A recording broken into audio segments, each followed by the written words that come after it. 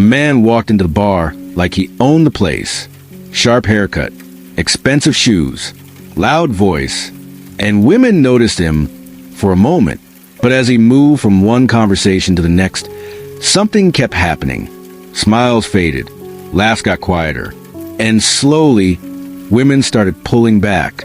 Confidence doesn't come from validation. It comes from integration. Integration of your flaws, your fears, your failures. Let me start with a story. A man walked into the bar like he owned the place. Sharp haircut, expensive shoes, loud voice, and women noticed him for a moment. But as he moved from one conversation to the next, something kept happening. Smiles faded, laughs got quieter, and slowly women started pulling back. From the outside, he had it all: style, presence, charm. But what they felt underneath: insecurity. Here's the psychological truth. Confidence doesn't come from validation. It comes from integration. Integration of your flaws, your fears, your failures. But so many men are conditioned to perform confidence. We're taught to flex, to boast, to impress, to look like asterisk the man, even if we don't feel like it inside. And what happens? We brag about things that don't matter. How many women we've been with, how much money we make, what kind of car we drive. But what does that communicate to a woman? It tells her you're not grounded. It tells her your worth is tied to what you have, not who you are. And here's the twist. The more you perform, the less safe she feels. Because underneath the flash is a man who's terrified of not being enough. She doesn't want to show.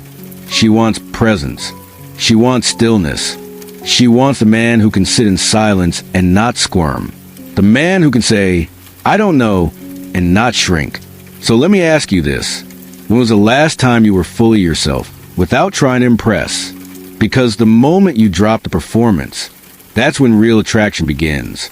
Now, let's dive deeper into why women are turned off by overcompensation. Overcompensation is the brain's attempt to mask feelings of inferiority.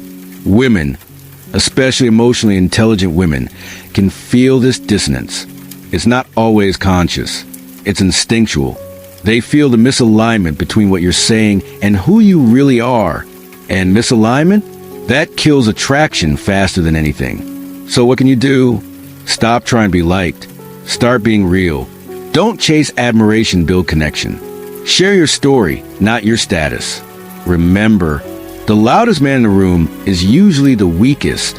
Emotional blindness, why she feels lonely, even when you're right beside her. Now, let's talk about the